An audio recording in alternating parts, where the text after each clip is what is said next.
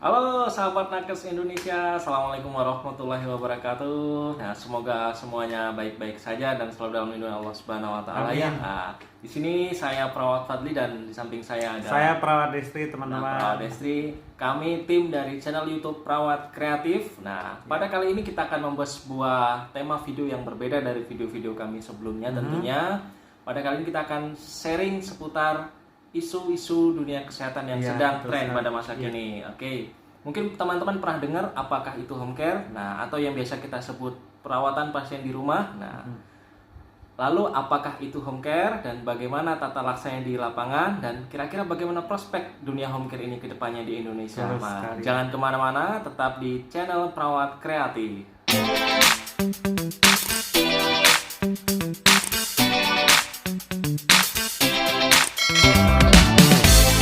Kembali lagi bersama kami channel Perawat Kreatif ya. Di video sebelumnya kita akan menjabarkan tentang pengertian apakah itu home care, bagaimana tata laksana di lapangan dan kira-kira bagaimana prospeknya di Indonesia saat ini. Itu juga Mas ya. Oke.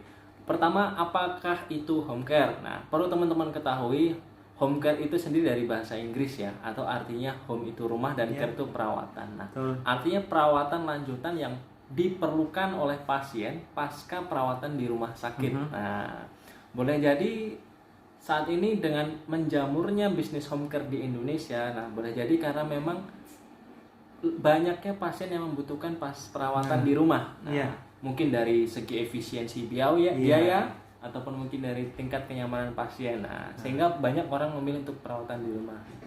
Bahkan di luar negeri sendiri, khususnya di Australia ataupun di negara Timur Tengah, di Jepang bahkan itu bahkan menjadi sebuah komoditas besar perawat home care itu sendiri. Bahkan menjadi sumber pendapatan devisa negara.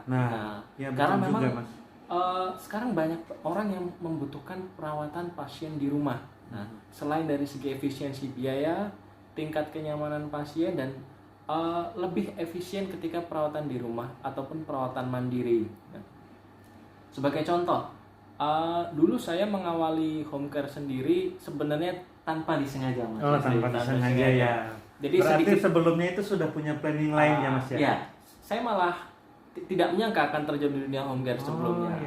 Jadi dulu awal mula itu saya pribadi sedikit cerita ya, sahabat-sahabat Nakes ya. Oke, ini kayaknya menarik teman-teman. Jadi sedikit cerita, dulu saya itu sempat setelah lulus bekerja di klinik rawat inap. Nah, kemudian setelah beberapa tahun kerja di klinik rawat inap, kok saya mendengar ada sebuah informasi bahwasanya akan adanya rekrutmen untuk perawat di luar negeri. Khususnya di Timur Tengah.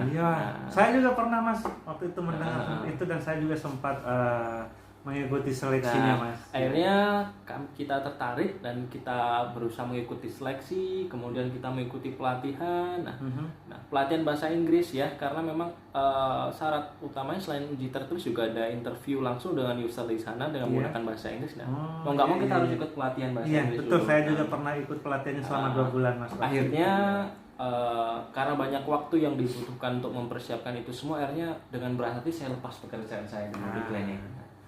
Singkat cerita, pergilah saya ke Jakarta untuk mengikuti interview dan tes tersebut. Tapi mungkin Allah berkata lain, mungkin juga belum rezeki saya. Nah, akhirnya saya tidak lolos interview dan akhirnya di Jakarta bingung, saya mau kerja apa sih? Sedangkan saya dulu ke Jakarta itu dengan membawa uang pas-pasan. Kemudian ditawari teman, kenapa sih kamu nggak coba home care aja? Nah, selain kamu home care di rumah pasien, kamu juga bisa tinggal di rumah pasien.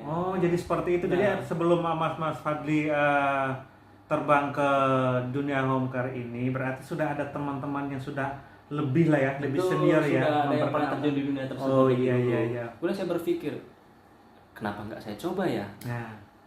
Kita merawat pasien di rumah, kita juga tinggal di rumah pasien. Waktu itu Mas Fadli pertama yang dibayangkan tentang home care itu seperti apa sih? Apa nggak bertanya-tanya? Saya banyak bertanya dengan teman saya. Cuman waktu itu saya tidak mempertimbangkan apa saja sih pekerjaannya. Saya berpikir gimana caranya saya bertahan hidup di Jakarta pada saat itu. Karena dengan uang pas-pasan, kemudian juga tidak ada persiapan sama sekali. Akhirnya saya mencoba terjun di dunia home care. Ini pasti menarik teman-teman. Pengalaman awal ya. Terjun di dunia home care pada saat itu Eh, saya merawat pasien dengan post op craniotomy dulu. Nah, dia stroke hemorrhagic ya. Kemudian dia ada lumpuh di kedua kakinya, kedua ekstremitasnya. Iya. Jadi saya hanya melakukan pemenuhan KDM saja, mungkin setiap hari dia makan, minum, mandi dan sebagainya, ganti pampers. Nah, dari situ saya punya pengalaman awal mula saya terjun di dunia home care. Nah, selain saya menangani pasien secara mandiri di rumah, saya juga tinggal di rumah pasien itu. Jadi untuk biaya hidup seperti makan, kemudian tempat tinggal, jadi saya bisa semua tercover ya. Tercover. Saya bisa simpan pemasukan di situ. Jadi dengan kondisi saya saat itu yang tidak jelas di Jakarta, dengan membawa uang yang pas-pasan, kemudian tidak ada pengalaman di home care sedikit pun, hanya pengalaman di klinik dan tidak tahu bagaimana home care itu sebenarnya bekerja di lapangan. Nah, ini sangat menarik sekali. Saya coba terjun aja. Kemudian dari situ awal mulai di situ, saya mulai banyak mengenal kawan-kawan sesama perawat yang sama-sama terjun di dunia home care.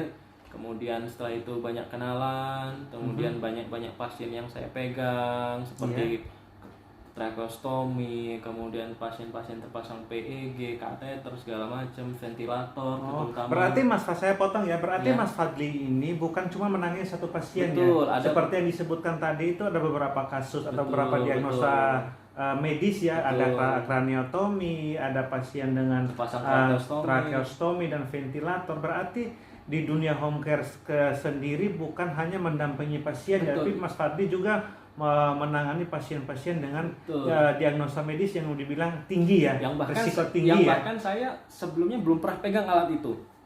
Tapi karena memang tuntutan pekerjaan, akhirnya kita belajar dengan perawat yang sebelumnya sudah pernah mengoperasikan dan sudah pernah menangani, akhirnya lama-kelamaan kita belajar sendiri bisa mengoperasikan. Nah, dari situ saya punya banyak pengalaman yang mungkin belum pernah saya temui sebelumnya. Iya.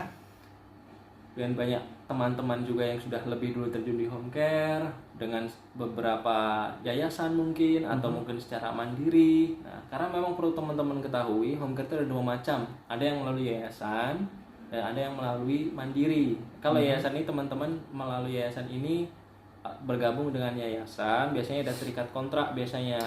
Iya. Jadi nanti ada disediakan tempat tinggal, mes, segala macam, makan disediakan, kadang seragam pun disediakan. Itu teman-teman tidak perlu bingung lagi mencari pasien home care. Nah, itu langsung disediakan, dicarikan oleh yayasan tersebut. Tapi kalau mandiri, teman-teman itu langsung hubungan dengan keluarga pasien. Jadi tidak perlu teman-teman bingung untuk mencari pasien. Maksud saya mencari pasien sendiri untuk mandiri ya. Bedanya di situ. Cuman saran saya untuk teman-teman kalau untuk awal mungkin bisa pakai yayasan atau mungkin sudah banyak kenalan bisa juga pakai mandiri. Tapi terserah bagaimana teman-teman nanti di lapangan. Jadi gini Mas Fadli, ini kita saling berbagi ya. Mungkin banyak teman-teman di rumah yang bertanya-tanya ya tentang home care. Nah, bagaimana sih Mas Fadli sendiri menjalankan pekerjaan sebagai seorang home care itu sehingga sampai pada saat ini Mas Fadli itu masih bertahan. Dan kalau mau cerita sedikit ya, saya melihat Mas Fadli ini bukan dulu kan cita-citanya mau ke luar negeri ya Mas ya. Betul. Nah, itu kayaknya sudah saya lihat di profilnya Mas Fadli yang sebelumnya saya baca-baca di profilnya Mas Fadli itu kayaknya Mas Fadli ini sudah sering ke luar negeri ya Mas ya. Kelihatannya kemarin habis pulang dari Singapura ya Mas. Alhamdulillah ya. Dari hebat ya. Dari home care ini juga ada pengalaman kita juga ikut merawat pasien di luar negeri.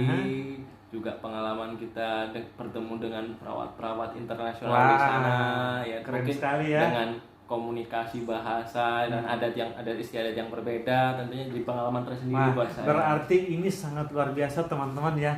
Beliau ini dulu kan punya cita-cita nih mau ke luar negeri, yaitu waktu itu mau kemana Mas? Timur Tengah ya? Timur Tengah, tapi namanya rezeki itu tidak harus pergi jauh-jauh ya. Rezeki itu bisa ada di sekitaran kita. Yang penting adalah kuncinya kita berusaha teman-teman. Kita berusaha untuk mencari hal-hal baru. Nah, perlu diketahui bahwa Mas Fadli ini sudah berapa tahun Mas pengalamannya?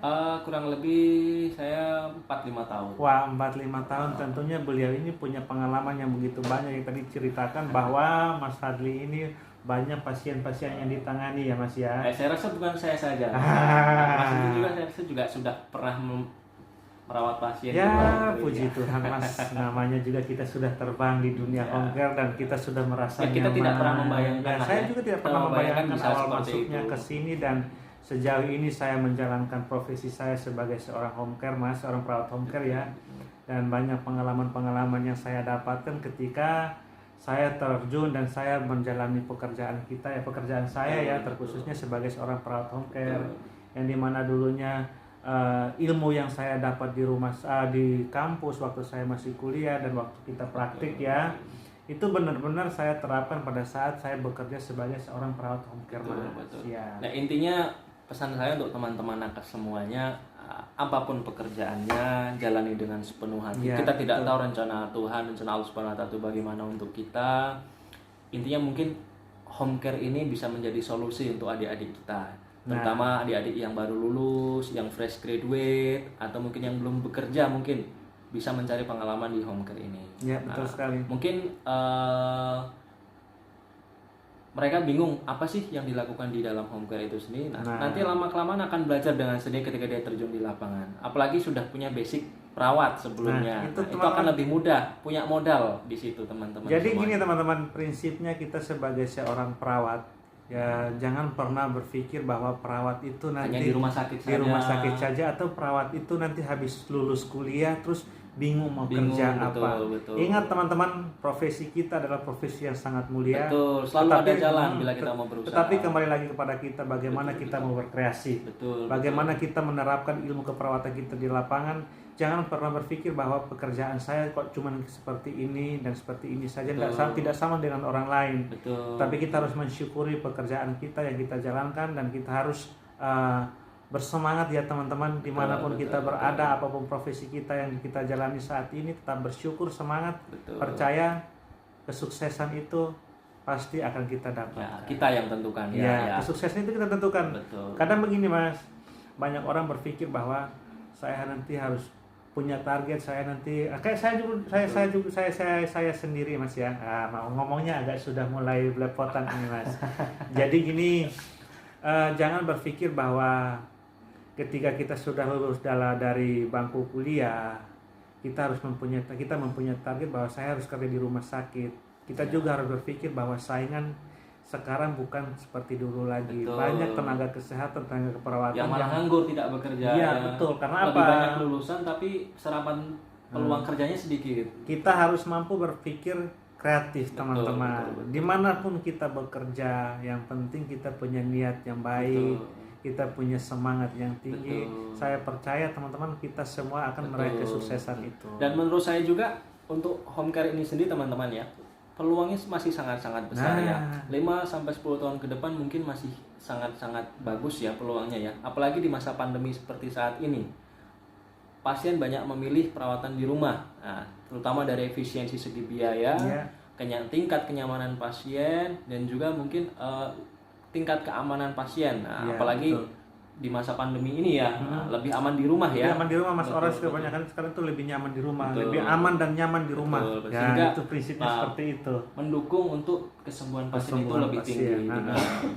Nah, mungkin itu saja yang kita bahas kali ini seputar apa itu home care dan bagaimana tata laksana di lapangan, dan kira-kira bagaimana prospeknya ke depan di Indonesia. Nah, untuk video selanjutnya, kita akan bahas bagaimana sih penghasilan perawat home care dan berapa sih rata-rata penghasilan perawat home care. Mungkin teman-teman pengen tahu ya di sana ya. Kalau penasaran, tunggu video kami selanjutnya. Tonton terus channel kami di Perawat Kreatif. Jangan lupa klik, like, share, dan tekan tombol subscribe dan loncengnya. Sampai ketemu di video kami selanjutnya. Assalamualaikum warahmatullahi wabarakatuh. Terima kasih.